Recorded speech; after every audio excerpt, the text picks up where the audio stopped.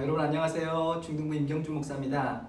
아쉽게도 우리가 이렇게 현장 예배를 계속 진행하지 못하고 이렇게 온라인과 비대면 예배로 진행하게 되었습니다. 우리에게 좀 제약이 있고 어려움이 있지만 또 그렇지만 우리가 있는 자리에서 우리가 마음을 다하여서 우리 하나님을 잘 예배했으면 좋겠습니다. 저도 여러분들 최선을 다할 수 돕도록 하겠습니다. 우리 중등부는 지금 의심과 믿음 사이 좀 연속 설교를 계속 하고 있는데요. 우리 오늘은 5번째 시간 보이지 않는 하나님에 대하여 한번 나눠보도록 하겠습니다. 우리 공기를 보면 이렇게 보이지 않고 또 만질 수도 없고 냄새도 나지 않고 우리에게 느껴지지 않지만 우리 주변에 이렇게 가득 차고 있다는 것을 우리가 알고 있습니다. 태양에서 오는 빛과 같은 경우에도 모든 파장의 빛을 우리가 다 보는 것이 아니라 우리가 볼 수 있는 빛의 영역이 있는 것이죠. 우리에게 보이지 않더라도 실제로 존재하는 빛들이 또 있는 것이고, 우리 소리와 같은 경우에도 세상의 모든 소리를 우리가 다 들을 수 있는 것이 아니라 또 우리가 우리의 귀로 인식할 수 있는 소리가 있는 것이죠. 그것보다 더 높은 소리나 그것보다 더 낮은 소리는 실제로 존재하고 있지만 우리는 들을 수 없는 것을 우리가 알고 있습니다. 이 지구와 같은 경우에도 지구는 지금 굉장히 빠른 속도로 자전하고 있고 동시에 이 태양 주변을 이렇게 빠르게 공전하고 있습니다. 그러나 우리의 느낌은 지금 지구가 멈춰 있는 것처럼 느껴지고 있죠. 이처럼 이 세상에는 보이는 것과 보이지 않는 것들, 우리가 감각할 수 있는 것들과 감각할 수 없는 것들이 이렇게 함께 공존하고 있다는 것을 우리가 알 수 있습니다. 이것을 우리 하나님께 적용할 수 있다고 생각합니다. 우리가 하나님이 보여지지 않는다라고 해서 하나님이 존재하지 않는다라고 말하는 것은 너무나 성급한 결정이라고 할 수가 있겠습니다. 누가복음 24장에 보면 재밌는 장면이 등장합니다. 엠마오로 가고 있던 두 제자에게 부활하신 예수님께서 나타나셔서 성경을 가르쳐 주세요. 제자들이 듣다 보니까 이분이 이제 예수님인 것을 이제 알아봅니다. 근데 예수님인 것을 알아보자마자 보이지 아니하셨다 이렇게 표현하고 있습니다. 사라졌다라고 표현하지 않고 보이지 아니하셨다 이렇게 표현해요. 사도행전 1장에서 예수님 승천할 때도 동일한 표현을 쓰는데 사라졌다 이렇게 말하지 않고 보이지 아니하셨다 이렇게 표현합니다. 뿐만 아니라 복음서에 보면 부활하신 예수님이 이렇게 식사 자리에 갑자기 나타나시고 또 제자들이 모여 있는 자리, 특별히 문이 닫혀 있는 실내에 나타나셨다가 보이지 아니하셨다 이렇게 이런 장면들을 기록하고 있습니다. 이것은 예수님이 지금 마술을 보여주고 신기한 장면을 보여주시는 것이 아니라 이제 부활 이전과 부활 이후에 예수님을 만나는 방법이 달라졌다라는 것을 제자들에게 가르쳐 주는데 그 목적이 있다고 할 수가 있겠습니다. 이제부터 예수님은 보이지 않는 방식으로 함께 하신다는 것이죠. 그래서 예수님 떠나가기 전 마지막 그 당부할 때 마지막 말이 마태복음 마지막 끝절에 이렇게 끝나는데요. 볼지어다 내가 세상 끝날까지 너희와 항상 함께 있으리라. 이게 예수님의 마지막 당부입니다. 이게 굉장히 의미 있죠. 너희 이제 나를 볼 수 없지만 보이지 않지만 내가 너희와 항상 함께 있는 거 잊지 마. 이 예수님의 마음을 담고 있는 것이라고 여겨집니다. 예수님은 이제 우리 가운데 육체로 함께 하시지 않고 성령을 통하여서 함께 하십니다.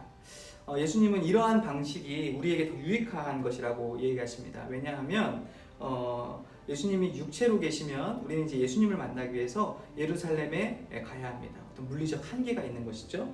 그러나 성령으로 우리와 함께하여 주시고 만나 주시면 장소와 시간과 인원수에 제한받지 않고 만나실 수 있는 것이죠.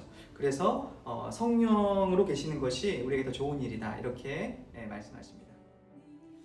성경은 예수님을 나의 구주로 영접할 때 우리는 예수님을 만나는 것이고 성령님이 우리 안에 오시는 것이다 이렇게 설명하고 있습니다.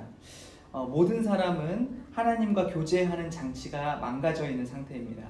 그러나 성령님이 우리 안에 오시면 이제 하나님과 교제하는 장치가 회복되기 시작하는 것입니다.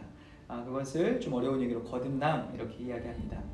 요한복음 3장 8절에서는 이러한 거듭나는 순간에 대해서 예수님이 설명해 주시는데, 바람이 분명히 존재하고 있고 불고 있지만 보이지 않고 어디서 와서 어디로 가는지 알 수 없듯이, 성령님이 우리 영혼을 이렇게 거듭나게 하시고 고치는 사건도 이 바람의 작용처럼 보이지 않고 느껴지지 않는다, 이렇게 설명하고 있습니다. 그러나 바람이 불면 이 바람 자체는 우리가 알 수 없지만, 이 바람 때문에 흔들리고 있는 이 나뭇잎을 보면 이렇게 바람을 알 수 있듯이, 우리가 구원받는 그 영혼의 엄청난 사건을 우리가 느낄 수는 없지만 그 이후에 어떤 변화들을 통하여서 하나님의 존재를 알 수 있습니다. 고린도전서 12장 3절에서 보면 성령으로 아니하고는 누구든지 예수를 주라 시인할 수 없다, 이렇게 말합니다. 그러니까 예수님을 구주로 고백하고 믿는 그 믿음이 생겼다는 것이 우리 안에 성령님께서 영혼을 새롭게 한 중요한 증거라고 할 수가 있겠습니다. 또한 모든 사람은 하나님을 거절하고 하나님과 교제하고 싶어 하지 않습니다.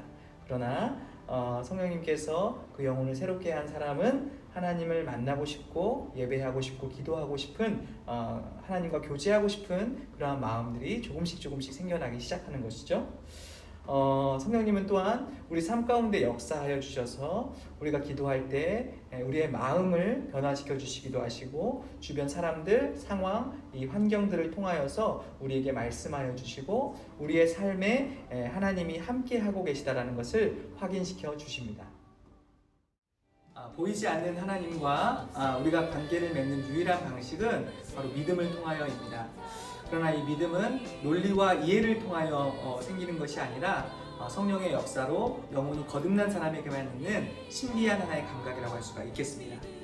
한 번도 빨간색을 보지 못한 사람에게 빨간색을 설명으로 가르쳐 줄 수가 없습니다. 그것은 눈을 뜨면 자연스럽게 알 수 있는 것이지만 눈을 뜨지 않은 사람에게는 설명될 수 없는 것이죠.